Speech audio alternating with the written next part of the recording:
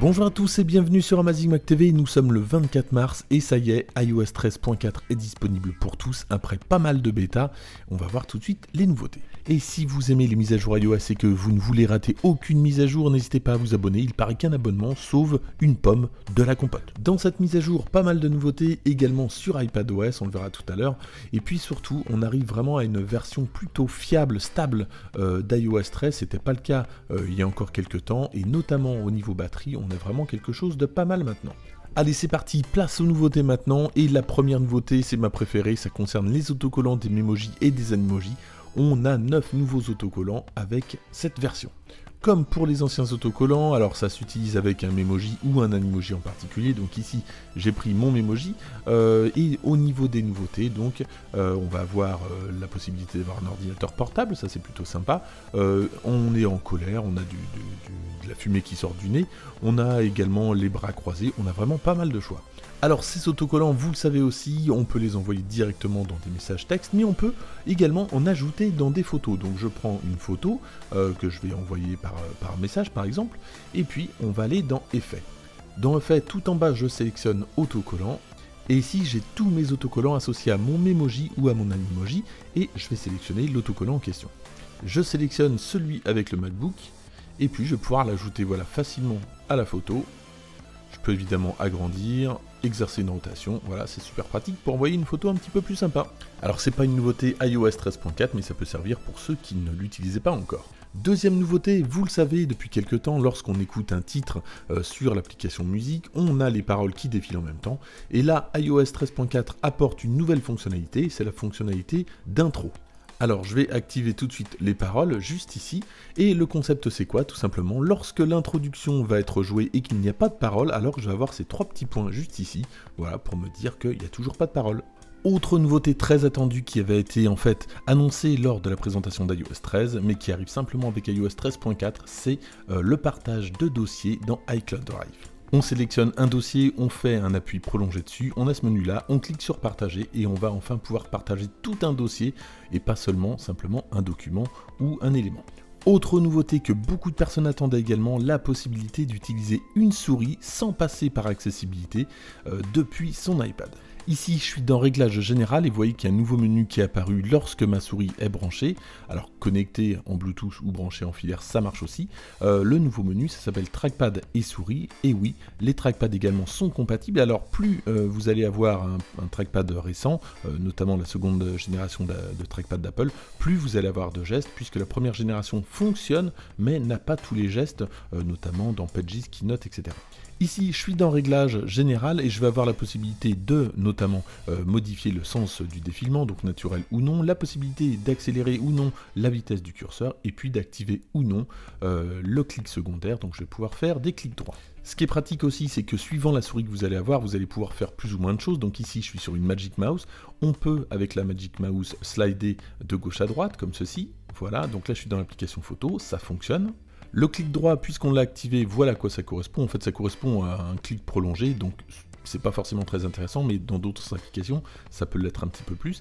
Et puis, donc, pareil, on peut slider de page en page. Alors, je me mets au bon endroit, voilà. Et je peux slider, ça c'est bien, mais toutes les souris ne le permettent pas. Pour les souris filaires, c'est encore plus simple, on a juste besoin d'un adaptateur. Alors je vous mettrai tous les liens des produits qu'on voit dans cette vidéo dans la description si ça vous intéresse. Donc on a juste à plugger la souris et ça fonctionne. Alors évidemment là il n'y a pas de défilement de gauche à droite, mais en tout cas on a une souris qui fonctionne très rapidement.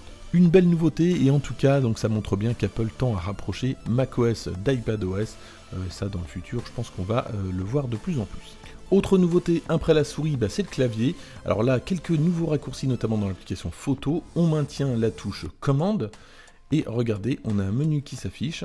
Là encore, c'est un signe d'un rapprochement de macOS et d'iPadOS. Alors on utilise de plus en plus le clavier sous iPad. On va pouvoir supprimer une photo avec un raccourci. On va pouvoir partager une photo également. On voit vraiment qu'on augmente la productivité grâce à ce clavier. Autre nouveauté, ça concerne l'application Mail, donc voilà à quoi ressemblait Mail avant lorsqu'on répondait à un message, et voilà maintenant à quoi ressemble Mail.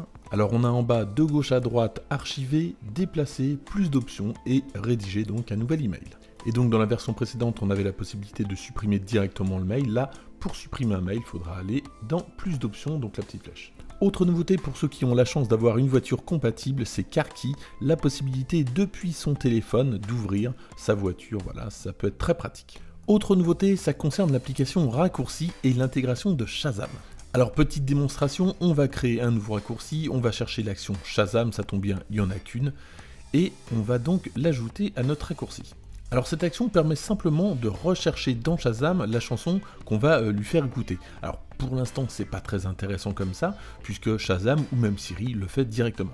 Alors comme exemple concret, on va lui dire de rechercher dans Shazam, ensuite de rechercher la musique dans Apple Music, la musique qu'il aura entendue, et puis de la lire.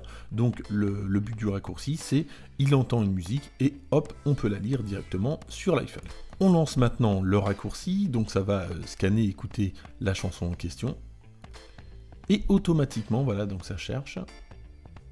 Et automatiquement, ça va lire la chanson. Donc je vérifie, voilà, donc c'est bien en lecture. Et c'est bien cette chanson que je suis en train d'écouter. Autre exemple de raccourci possible avec l'action coup d'œil. Donc je vais ajouter l'action coup d'œil.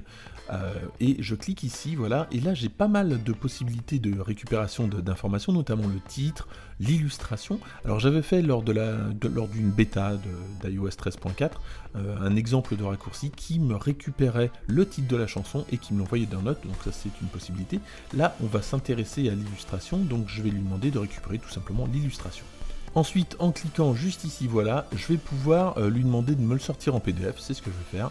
Je fais OK, et là je lance le raccourci. Donc là, ça écoute la chanson qui est en train de passer et ça va me donner l'illustration de la chanson en PDF. C'est pas complètement indispensable, mais ça peut servir. On continue les nouveautés et on se dirige du côté des réglages de l'app TV. Et comme nouveauté, on a maintenant la possibilité de choisir le niveau de qualité en fait de la vidéo par rapport au type de connexion qu'on utilise. Est-ce qu'on utilise les données cellulaires ou du Wi-Fi? Donc on va pouvoir choisir par exemple haute qualité pour quand on est en Wi-Fi et puis un petit peu moins lorsqu'on est en cellulaire. On peut même par exemple justement pour le Wi-Fi, si on a un Wi-Fi pas terrible, de baisser la qualité.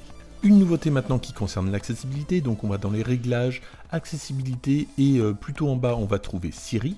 Et là cette fonction permet simplement d'utiliser Siri même si votre téléphone est retourné. Alors ça peut être pratique pour bon nombre d'handicaps, que ça soit visuel ou alors carrément moteur. Donc si votre téléphone est retourné, vous pouvez quand même appeler Siri. Et en parlant de Siri, on peut lui demander « Retourne à l'écran d'accueil ».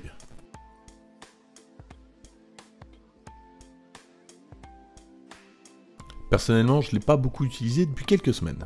Autre nouveauté concernant l'application Safari, lorsqu'on fait un appui prolongé sur un lien comme ceci, on a le menu contextuel en dessous là qui s'affiche. On a maintenant ouvrir et ouvrir dans un nouvel onglet. On avait auparavant simplement nouvel onglet. Le partage familial fait son apparition dans l'application TV, dans l'onglet bibliothèque. On peut voir maintenant ce que partage votre famille. Autre nouveauté concernant le centre de contrôle pour les anciens iPhones qui n'avaient pas d'encoche, on a enfin une barre d'état comme pour les téléphones avec encoche. Merci à Jérémy pour cette capture d'écran. Voilà à quoi ça ressemble. Voilà pour les nouveautés. Et côté optimisation, alors j'ai eu quelques crashs avec iPadOS, notamment avec la bêta 1. J'avais pas ce problème en tout cas avec iOS sur un iPhone. Et puis depuis la bêta 2 avec iPadOS, je n'ai plus aucun problème. On a vraiment un système vraiment très stable. Autre bonne nouvelle, vous étiez très nombreux à me parler de problèmes de batterie, alors notamment si vous aviez une version antérieure à 13.3 points, déjà ça avait pas mal réglé le problème, et là j'ai vraiment quand même une optimisation, j'ai quasiment plus de messages concernant des problèmes de batterie, notamment pour des téléphones plus récents, alors il y en a encore pour les téléphones un petit peu plus anciens, mais c'est vraiment très rare, je pense que cette version optimise bien la batterie. Alors il reste quand même des problèmes de batterie, mais c'est souvent des problèmes d'état de batterie, notamment j'ai pas mal de commentaires qui me signalent que l'état de la batterie a baissé pas mal en quelques mois, et ça peut-être on verra ça dans une autre vidéo concernant justement l'état de la batterie, on verra comment optimiser son état, quels sont les gestes à faire ou à ne pas faire pour éviter que la batterie perde de sa puissance un peu trop rapidement. Et puis pour terminer, dans les commentaires, n'hésitez pas à me dire ce que vous pensez de cette mise à jour, si ça a réglé des problèmes, si ça en a créé d'autres, pourquoi pas, si vous aimez les nouveautés. Et puis surtout, depuis le début, à iOS 13, il y a quand même pas mal de problèmes, les mises à jour se sont succédées à un rythme assez important, et là on arrive vraiment à un truc optimal, je trouve, on a une bonne version d'iOS 13, donc dites-moi dans les commentaires si vous aussi vous partagez cet avis. Voilà pour iOS 13.4, moi je vous donne rendez-vous très bientôt, j'espère demain, pour le déballage de l'iPad Pro 2020, et puis en attendant, n'hésitez pas à liker cette vidéo, à la partager et à vous abonner justement pour voir toutes les vidéos. À très bientôt.